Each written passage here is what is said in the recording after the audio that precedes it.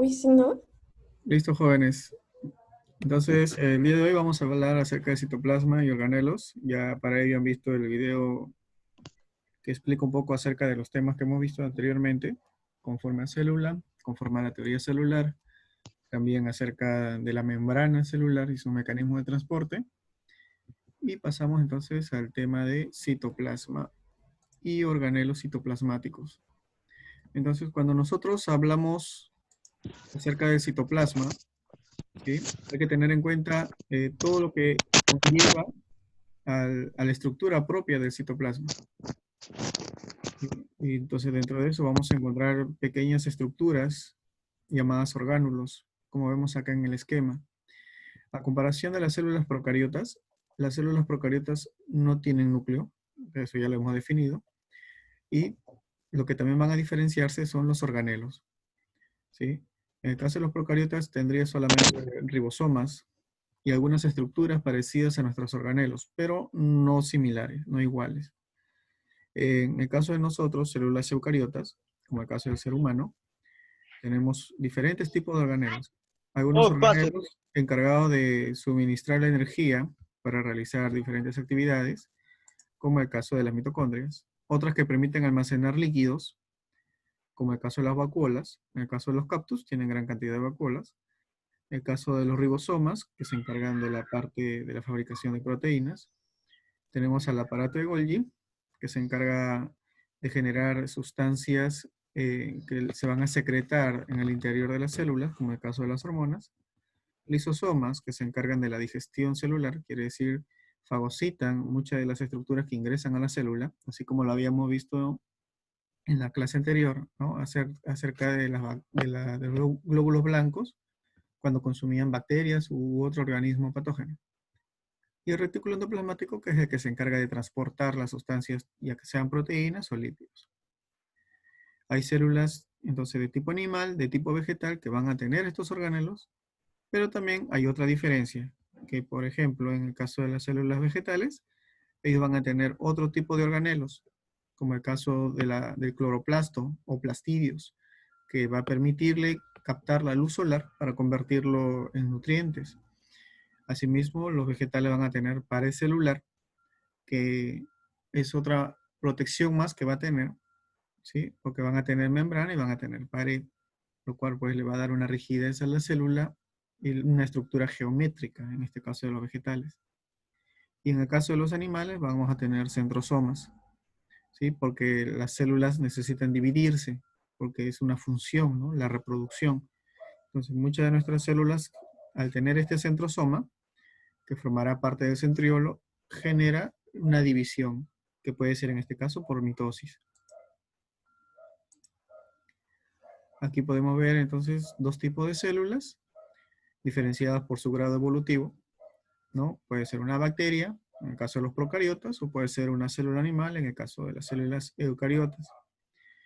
Van a tener estructuras similares como la membrana, la parte interna del citoplasma, el núcleo, lógico, el procariota no lo va a tener, pero las procariotas van a tener regiones nucleoides o zonas donde se encuentra el núcleo. Y sí, lo que van a compartir son ribosomas. Entonces, ambas, procariota y eucariota, pueden sintetizar proteínas. Y lo otro sería el tamaño, ¿no? Las bacterias son mucho más pequeñas en tamaños, de 0,1 a 10 micras, a comparación de una célula animal que va entre 10 a 100 micras. Acá podemos apreciar ya más al detalle una célula de tipo animal, rodeado por la parte de la membrana. En la parte media siempre va a estar el núcleo. Y de ahí se encuentra un sinnúmero de organelos que permiten todas las funciones, al igual que nuestro cuerpo. Así como nosotros respiramos, nos alimentamos, excretamos sustancias, la célula hace lo mismo. Por eso que a nivel celular ya es considerado la unidad vital, ¿no? La unidad básica de la vida. Dentro de él hemos visto aquí los organelos que contiene, mitocondrias, centriolos, vacuolas, lisosomas, y cada uno de ellos va a tener una estructura, una función y también una estructura propia. Entonces, ¿qué cosa es el citoplasma? Viene a ser una sustancia de tipo viscosa en la cual se encuentran estos organelos. Y en su composición vamos a encontrar que tiene un 85% de agua, En otras palabras, nuestro organismo de forma ya general es prácticamente agua, un 85%.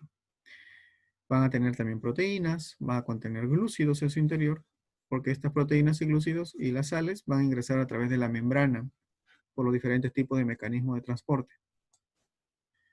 Dentro de las partes del citoplasma tenemos al citoesqueleto, que es el armazón de la célula, el cual le va a dar forma y movimiento. Recordemos que si bien la célula tiene una estructura, una forma, no quiere decir que es estática, sino que está en constante movimiento. ¿Y quién le permite ese movimiento? El citoesqueleto. El citosol viene a ser la parte líquida del citoplasma. Este citosol está compuesta por agua, por sustancias minerales, proteínas, azúcares, lípidos, y los organelos vienen a ser las estructuras que van a realizar estas funciones. Entonces, si comparamos organelos con nuestro cuerpo, los organelos vendrían a ser, por decir, un corazón, un pulmón, una boca, ¿sí? Un intestino. Entonces, así como nosotros tenemos estas estructuras, la célula también lo va a tener. Así lo más importante, profe, para el cuerpo. Así es. Entonces, veamos acá. En la mitocondria, por ejemplo, acá vemos un esquema de la mitocondria. Lógico que cada estructura tiene una función y ese será uno de sus trabajos que va a dejarse al final. Dice que se encarga de la respiración celular. ¿Y por qué hace respiración celular? Porque el organismo, el cuerpo, necesita energía. Esta energía se transforma en ATP o adenosíntrifosfato. Y esta energía, ¿se acuerdan que estaba presente en el mecanismo de transporte activo? Para liberar sales de iones, sales iónicas, como el Sí. caso del sodio y el potasio, o las bombas de sodio y potasio. ¿Sí? Entonces, esta mitocondria es la encargada de hacer eso. Cada vez que nosotros respiramos, estamos elaborando energía, gastando y elaborando energía.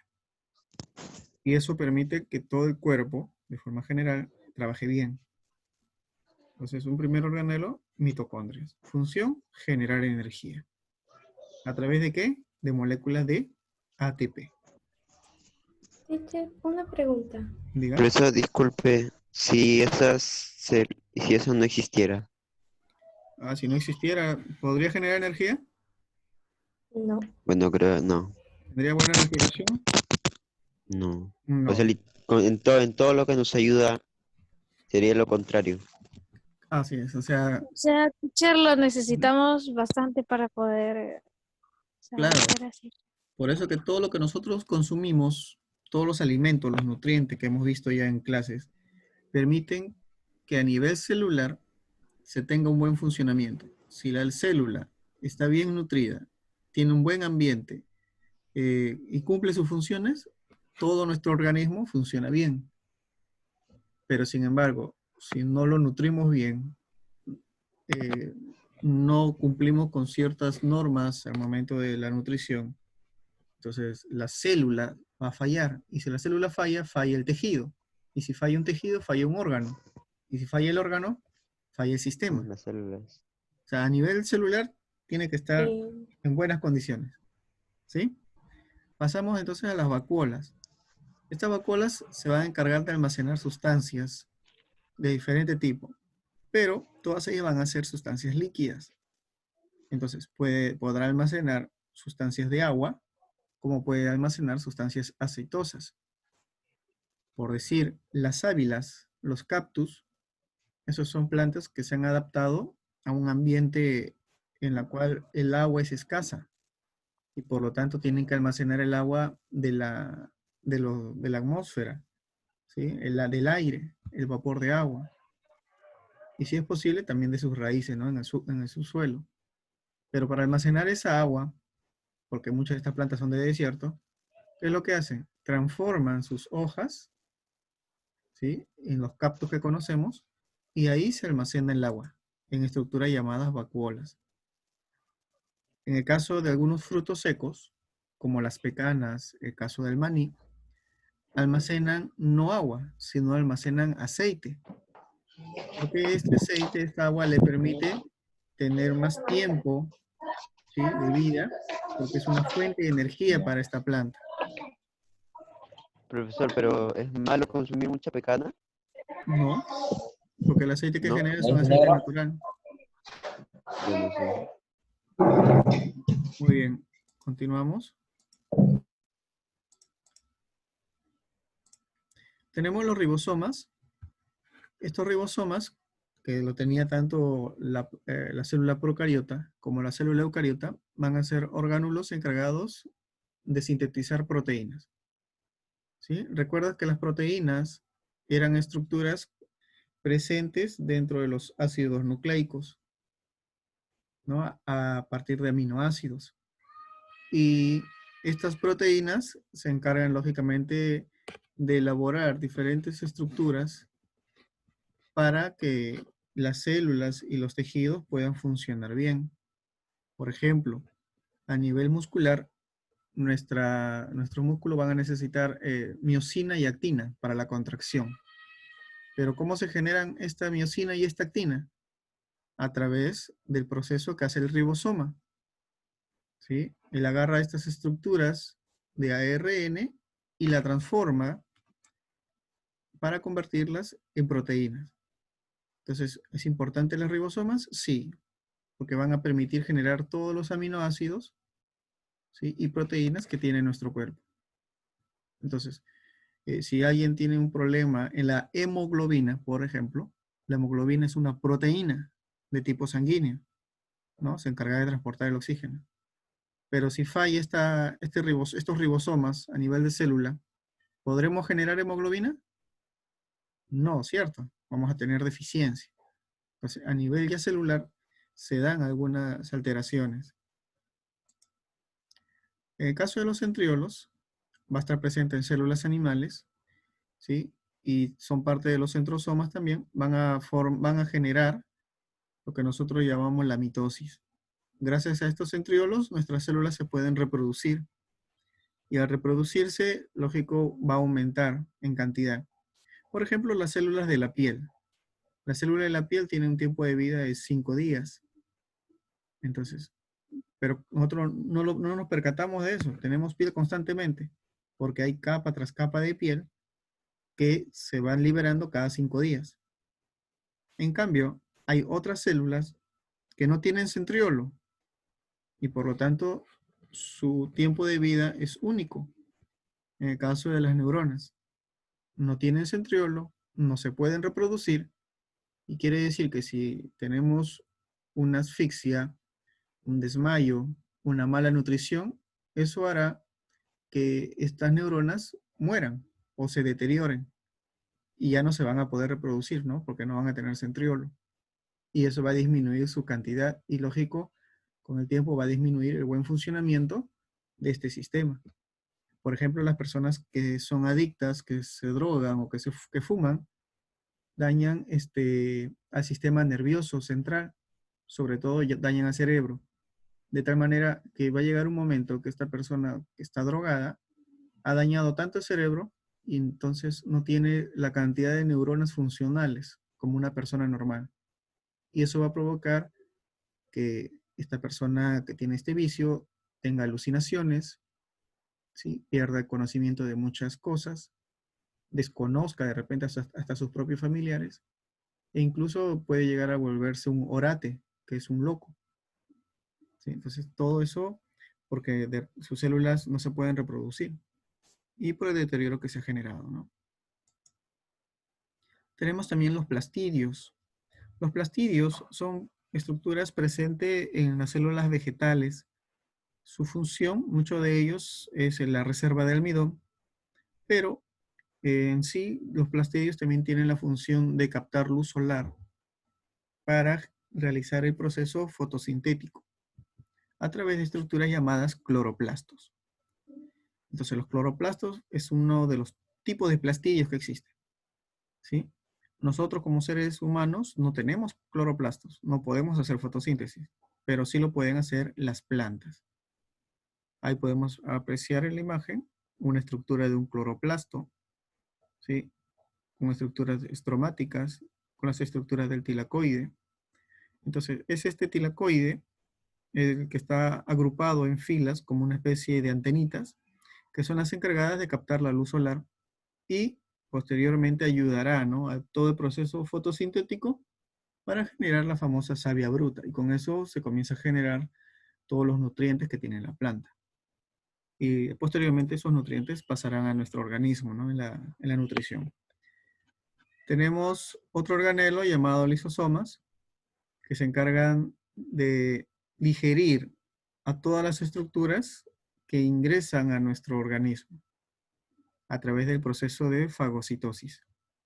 Estos lisosomas se originan a partir del aparato de Golgi, ¿sí? Y dentro de su estructura molecular va a tener sustancias enzimáticas, o sea que genera una reacción química. Tenemos de ahí el retículo endoplasmático. Como tú ves acá, parece una especie de cadenas que van uniéndose. En realidad son como una especie de membranas, como sacos aplanados, ¿sí? Que se unen desde la membrana del núcleo hasta la membrana de la célula, la membrana celular. En realidad es como un conducto, como un vaso sanguíneo. Así como nosotros tenemos venas, arterias, la célula va a tener un retículo endoplasmático. Y este retículo endoplasmático se Teacher, diferencia, dime, teacher, ¿por qué parece que está entrelazado entre ellos? Parece como que si todo estuviera entrelazado. así es una sola estructura, solo que están aplanados. Por eso les digo, es como el retículo endoplasmático es como nuestro sistema sanguíneo. Así como tenemos arterias y venas que llevan la sangre, llevan desechos, llevan oxígeno, ¿cierto? La célula va a tener una estructura llamada retículo endoplasmático. Pero aparte de transportar sustancias desde el interior hasta el exterior de la célula, también elabora proteínas. Hace síntesis de proteínas en la estructura rugosa y sintetiza lípidos en su estructura lisa. Rugoso se le dirá porque tiene partículas de ribosomas y liso porque no tiene partículas de ribosomas. Tiene otra estructura. Entonces ya tenemos ahí una función de este retículo endoplasmático. Tenemos aquí otra estructura muy similar, pero de menor tamaño, que es el aparato de Golgi. Y viene a ser otro conjunto de sacos membranosos, pero que se encargan de excretar sustancias. Y dentro de estas sustancias de excreción que pueda elaborar el aparato de Golgi están las hormonas, que lógico después serán segregadas al torrente sanguíneo para que genere un cambio en el organismo. Las estructuras que tú ves de forma circular serán pequeñas vesículas que se transformarán en lisosomas posteriormente. Y de ahí tenemos al citoesqueleto. El citoesqueleto era aquella estructura, ¿sí?, que le daba forma a la célula. Entonces, el citoesqueleto está formado por redes o microfilamentos que van a unir a todos los organelos que en él se van a encontrar. Entonces, eso hace que la célula no sea tan estática, sino que tenga flexibilidad de manera interna. Y estas organelas puedan también movilizarse. Y externamente le va a dar pues la forma característica que uno a veces observa en algunos tipos de láminas. Muy bien, jóvenes. Este fue el tema del día de hoy. Es un tema un poco corto, pero interesante acerca de los organelos y el citoplasma. Dentro de la actividad que vas a tener está elaborar un mapa conceptual del tema que hemos tratado y vas a elaborar una infografía de la mitocondria. ¿Sí? Vas a ubicar sus partes. Vamos a ubicar la actividad ahí. Partes y lógico qué funciones tiene dentro de sus partes. Eso lo vamos a ver entonces como actividad. Ya sabes, lo elaboras en tu cuaderno, en una hoja en blanco, como gustes, bien trabajado y lo subes al grupo como foto, pero una foto con buena calidad. Por ahí de repente algunos todavía se están aprendiendo a hacer un mapa conceptual. Entonces ya sabes que no debes rellenar mucho la parte de conceptos, sino las palabras fuerza, ¿no? O las ideas fuerza del contenido.